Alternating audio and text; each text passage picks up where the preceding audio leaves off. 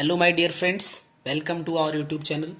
दोस्तों, हम लोग यूपी पीजीटी के प्रीवियस ईयर क्वेश्चन पे डिस्कशन कर रहे थे केमिस्ट्री 2016 का। तो हम लोग 15 क्वेश्चन अच्छे से डिस्कस कर लिए थे और आई होप कि आप सभी लोग को जिन्होंने देखा होगा उन्हें बहुत अच्छा लगा होगा वीडियो। तो आज हम लोग नेक्स्ट क्वेश्चन पे चलेंगे और बात करेंगे। नेक्स्ट क्वेश्चन है question number 16। The value of Kc for the reaction. एक रिएक्शन दिया हुआ है, उसके लिए Kc की वैल्यू गिवन है, ठीक है। And what will be the value for the reaction. दो रिएक्शन दिया हुआ है, अब मैं दोनों लिख रहा हूं। पहला रिएक्शन लिखा है सिस C2H2Cl2 and then trans C2H2Cl2। इसके लिए जो Kc की वैल्यू है 0.608 है। सेकेंड क्वेश्चन गिवन है trans C2H2Cl2 and this is cis C2H2Cl2। You have to find out the value of Kc dash. तो क्वेश्चन गिवन है यही कि इस रिएक्शन के लिए Kc की वैल्यू गिवन है और आपको इस रिएक्शन के लिए Kc की वैल्यू फाइंड करनी है। तो बहुत सिंपल सा एक क्वेश्चन है। आप देखो, सिस से ट्रांस में कन्वर्जन है, अगेन ट्रांस से सिस में कन्वर्जन है। Means what we can write, Kc dash is equal to 1/Kc, यानी कि ये जो Kc डैश होगा Kc का जस्ट अपोजिट होगा, वाइस वर्सा। मीन्स 1/Kc की वैल्यू इज गिवन 0.608। अगर आप इसको फाइंड करो तो देखिए इसमें ऑप्शन गिवन है। फर्स्ट ऑप्शन है 0.608, सेकेंड ऑप्शन है 1.645, सी ऑप्शन है 1, डी ऑप्शन इज 1.216। ठीक है, ये ऑप्शन है आपको गिवन। अब देखो, इसको हमें सॉल्व करना है। तो जब ऑप्शन गिवन होता है तो चीजें थोड़ी सी आसान हो जाती हैं। इसका अगर हम टेबल पढ़ेंगे तो ये 1000 हो जाएगा और अपॉन में 608, 6 1 जा यानी 1 टाइम्स जाने वाला है और 1 टाइम्स जाएगा तो ये फिर आपका 392 यानी 39 हम कह सकते हैं, और जीरो लगाएंगे तो फिर ये हो जाएगा 3920 और फिर 6 का टेबल 6 जा तो 1.6 तो आना है। ऑप्शन देख लो, इसमें नहीं है, इसमें 1 है 1.6 यहीं पे है। ऑप्शन बी आपका सही हो जाएगा। आपको इसको पूरा करने की जरूरत नहीं होगी, ठीक है। कैलकुलेशन जहां पे अगर जरूरत है बचने की, आप स्मार्ट तरीका थोड़ा सा लगा के और कैलकुलेशन से बच जाते हैं तो ये बहुत अच्छी बात है। आप क्वेश्चन को क्या होगा कि आपका टाइम बचेगा, आप दूसरे क्वेश्चन पे ये टाइम यूटिलाइज कर सकते हैं। चलिए दूसरे क्वेश्चन पे चलते हैं।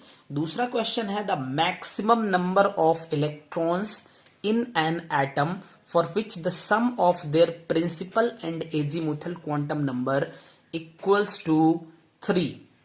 आप देखो, प्रिंसिपल और एजीमुथल, आई होप कि आप सारे लोग इसको जान रहे होंगे, ठीक है। प्रिंसिपल और एजीमुथल क्वांटम नंबर का जो सम है वो 3 है।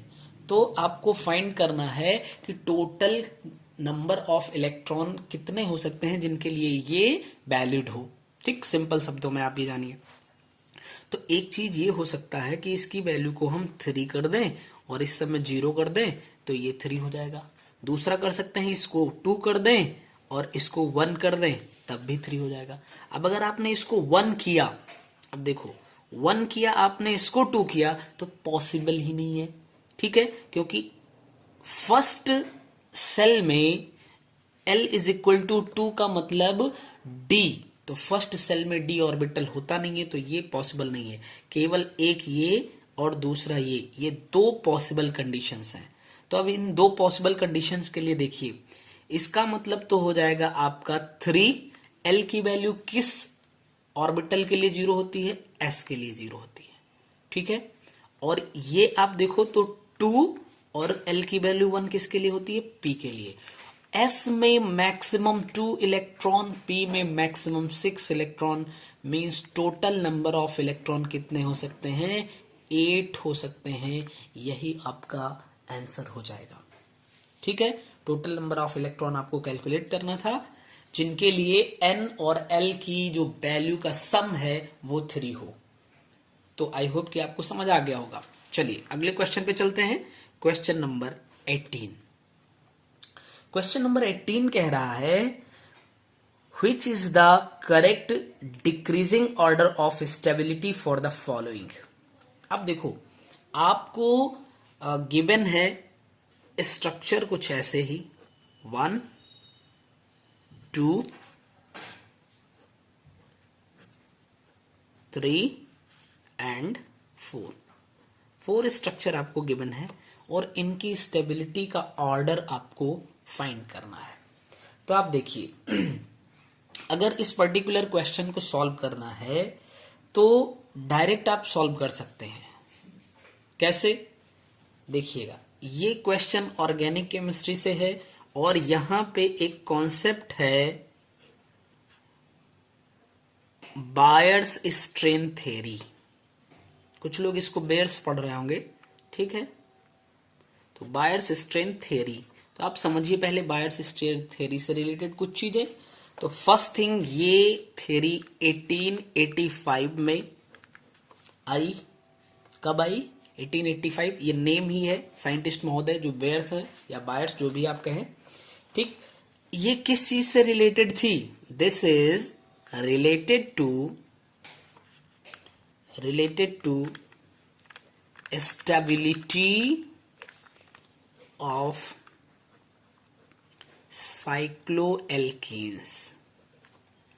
Means this theory is related to the stability of cycloalkanes.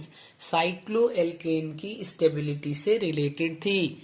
इस थियरी का मेन पास्चुलेट क्या था? अगर इसकी बात करिए आप तो इसका मेन पास्चुलेट्स क्या है? इस बात, ये थ्योरी 1885 में आई, किससे रिलेटेड थी? स्टेबिलिटी ऑफ साइक्लोएल्केन से। इसका पास्चुलेट क्या है? तो फर्स्ट कंडीशन, जो बायर महोदय थे इन्होंने क्या किया, कहा कि जो साइक्लोएल्केन्स होते हैं उनको प्लेनर कंसीडर कर लो। Means consider all the cycloalkanes planar, ठीक, यानी सारे साइक्लोएल्केन्स को प्लेनर कंसीडर कर लो। First condition. सेकंड कंडीशन उन्होंने कहा कि देखिए नॉर्मल एंगल जो होता है वो होता है 109 degree 28 minute. This is normal tetrahedral angle.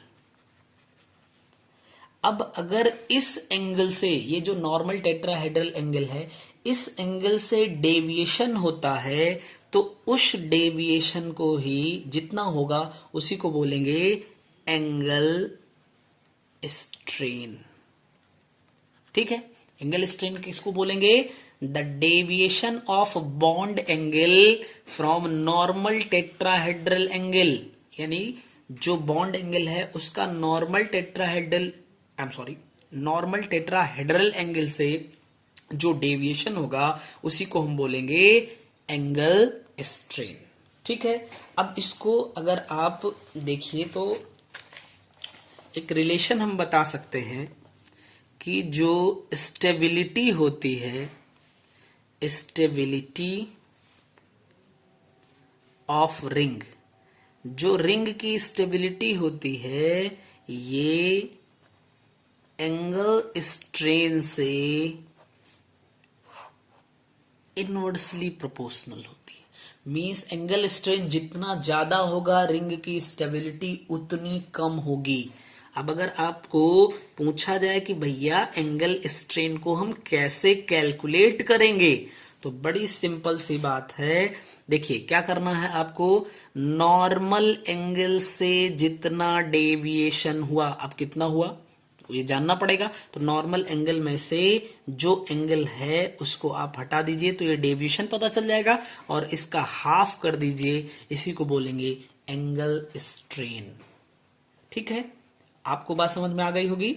यानी कि बायर्स स्ट्रेन थ्योरी जो है 1885 में आई, ये साइक्लोएल्केन की एल्केन की स्टेबिलिटी से रिलेटेड है, और ये मेनली डिपेंड किस पे करती है, एंगल स्ट्रेन पे। एंगल स्ट्रेन जो होता है वो रिंग की स्टेबिलिटी के इनवर्सली प्रोपोर्शनल होता है। कैसे कैलकुलेट करते हैं, हाफ ऑफ डेविएशन एंगल। ठीक, कोई दिक्कत नहीं ना। अब देखो, एक बात आ गई, इनकी लिमिट है, जिसको आप कह सकते हैं लिमिटेशन। तो जो बायर्स की स्ट्रेन थ्योरी थी, this is only valid for, what we can write, only valid for cyclopropane, cyclobutane and cyclopentane. ये केवल साइक्लोप्रोपेन, साइक्लोब्यूटेन और साइक्लोपेंटेन से ही के लिए ही वैलिड थी। अब देखो, अगर मैं यहां पे बात करूं, कंपाउंड्स को हम लोग लिख रहे हैं, ठीक है, और इसके बाद इनका बॉन्ड एंगल कितना होता है उसको लिखा जाए, और फिर हम यहां पे एंगल स्ट्रेन निकालें। तो अगर कंपाउंड आपका है साइक्लोप्रोपेन, तो साइक्लोप्रोपेन देखिए प्लेनर कंसीडर कर लोगे आप यहां पे देखो, ये जो गिवन है आपको क्वेश्चन, ये साइक्लोप्रोपेन है। तो अगर इसको आपने प्लेनर कंसीडर किया तो इसके ऑल एंगल 60 डिग्री हो जाएंगे। बोलिए, कोई दिक्कत नहीं ना। ठीक, अगर ब्यूटेन है तो इसके ऑल एंगल 90 डिग्री हो जाएंगे। पेंटेन है, प्लेनर हमने कंसीडर कर लिया है, तो इसके सारे के सारे एंगल जो हैं वो भी इक्वल हो जाएंगे। वो कितने हो जाएंगे, 108 डिग्री। चलिए आइए, तो अगर साइक्लोप्रोपेन ले लिया तो ये हो जाएगा 60 डिग्री। अब हम इसके लिए स्ट्रेन की वैल्यू निकालेंगे, तो कितना आने वाला है, देखिए ये आ जाएगा 24 डिग्री 48 मिनट। ये आपके सामने गिवन है 109 डिग्री 28 मिनट में से आप क्या करिए कि 60 डिग्री को माइनस करके हाफ कर दीजिए, तो आपको ये वैल्यू आ जाएगी। दूसरा, अगर हम साइक्लोब्यूटेन की बात करें तो ब्यूटेन यानी कि यहाँ पे सारे एंगल 90 डिग्री हो जाएंगे। इसके लिए स्ट्रेन निकालो तो 9 डिग्री 44 मिनट आ जाएगा। बोलिए, कोई दिक्कत नहीं ना। अब अगर आप बात करो फिर साइक्लोपेंटेन के लिए, तो 108 आया, तो 1 डिग्री 28 मिनट आएगा, यानी आप इसको लिख सकते हो 0 डिग्री 44 मिनट के आप इसको लिख सकते हो। ठीक है, तो ये इनके लिए ही वैलिड थी। बाद में फिर पता चला कि इसको और आगे बढ़ाया किसने, सैचे-मोर्स थ्योरी आ गई। यानी कि अब इसकी हेल्प से तो हम बता सकते हैं कि कौन कितना है, मतलब किसकी स्टेबिलिटी कितनी है, ज्यादा है, कम है। ठीक, लेकिन पूरी चीजें नहीं बता पाया। तो अब क्या आया, एक दूसरी थ्योरी आई जिसको हम बोलेंगे सैचे-मोर। सैचे-मोर्स थ्योरी जो थी, ये 6 or more than 6 carbon ring, ये 6 या मोर देन 6 कार्बन रिंग के लिए थी। और इसमें इसने बता दिया कि जो रिंग होती है वो फ्री हो जाती है स्ट्रेन से, यानी हम लिख सकते हैं स्ट्रेन फ्री हो जाती है। अब इस पे अगर आप चलेंगे तो साइक्लोहेक्सेन, ठीक है, साइक्लोहेक्सेन जो है इसमें 6 रिंग है, इसका मतलब ये स्ट्रेन फ्री हो जाएगी, तो फिर सबसे ज्यादा स्टेबिलिटी इसी की हो जाएगी। अच्छा, एक क्वेश्चन आप और याद रखिएगा, साइक्लोहेक्सेन के मेनली 2 स्ट्रक्चर होते हैं, 2 फॉर्म के, एक को बोलते हैं चेयर फॉर्म और दूसरे को बोलते हैं boat form, chair form and boat form. अब इन दोनों में अगर कभी पूछ ले तो ये ज्यादा स्टेबल होता है, मोर स्टेबल हो जाएगा, कौन? Chair form. अब इसका मतलब आपको जवाब मिल गया होगा। अब हम क्वेश्चन पे आ जाएं तो 6 रिंग का जो साइक्लोएल्केन है वो सबसे ज्यादा स्टेबल होगा, उसके बाद 5 कार्बन की रिंग वाला, और उसके बाद 3 कार्बन की रिंग वाला, और फिर ये तो एल्कीन की कैटेगरी साइक्लोएल्कीन में आ जाएगा ये। ठीक है, तो स्टेबिलिटी का ऑर्डर आपके सामने आ चुका है। ठीक, आई होप कि आपको समझ आए होंगी चीजें। आगे चलते हैं, क्वेश्चन नंबर 19 देखिए क्या कह रहा है। क्वेश्चन नंबर 19 कह रहा है among the following organometallic compounds given below identify the one which differs from the rest 3 in the bonding. अब देखिए बॉन्डिंग में कौन डिफरेंट है वही बताना है। फर्स्ट है CH3Li, सेकेंड है आपका CH3 whole twice Be, third है CH3 whole thrice Al, and fourth है आपका CH3 होल 4 Sn। अब देखिए इस क्वेश्चन को अगर आप देखिए तो ऑर्गेनोमेटालिक कंपाउंड सबसे पहली बात किसे बोलेंगे, तो अगर मेटल से कहीं कार्बन अटैच्ड हो तो इसी को बोलेंगे ऑर्गेनोमेटालिक कंपाउंड। ठीक, अब अगर कार्बन से कहीं लिथियम कनेक्ट हो या फिर कार्बन से कहीं सोडियम कनेक्ट हो तो ये हो जाएगा आयनिक ऑर्गेनोमेटालिक कंपाउंड। और बाकी अगर कोई है, ठीक है, तो वो किसका फॉर्मेशन करेंगे, यानी कि आप लिख सकते हैं अदर्स। यहां पे अगर एटम है कार्बन के साथ में तो आप इसको लिख सकते हैं ये कोवैलेंट का फॉर्मेशन करेंगे। मतलब ये है कि यहां पे लिथियम आया, ये आयनिक हो जाएगा और बाकी के सारे क्या हो जाएंगे, कोवैलेंट। मेजर कट और भी इसकी कैटेगरी करी गई है, बट मेनली हम इसको 2 कैटेगरी में डिवाइड करके और ऐसे बता सकते हैं। मीन चारों में डिफरेंट कौन है, फर्स्ट ए ऑप्शन आपका, ये आयनिक है, बाकी सारे के सारे कोवैलेंट हैं। ठीक है, चलिए अगले क्वेश्चन पे चलते हैं। ध्यान से देखिएगा, अगला क्वेश्चन नंबर है 20 नंबर क्वेश्चन कह रहा है how many stereochemical isomers of dimethyl cyclohexane are possible. तो डाईमेथिल साइक्लोहेक्सेन के कितने स्ट्रक्चर पॉसिबल हैं, अब आप समझिएगा। डाईमेथिल साइक्लोहेक्सेन इसका स्ट्रक्चर बताना है। तो अब हम इसका एक स्ट्रक्चर देखिए हम कैसे बना रहे हैं, इसको आप ध्यान से देखिए। ये हमने बना दिया साइक्लोहेक्सेन, डाईमेथिल यानी 2 मेथिल लगी है, तो पहली कंडीशन की एक मेथिल हम ऐसे लगा देते हैं, ऐसे, दूसरा मेथिल ऐसे। ये जो हमने बनाया सिस्टम, एक ऐसे बना सकते हैं और एक हम ऐसे बना सकते हैं।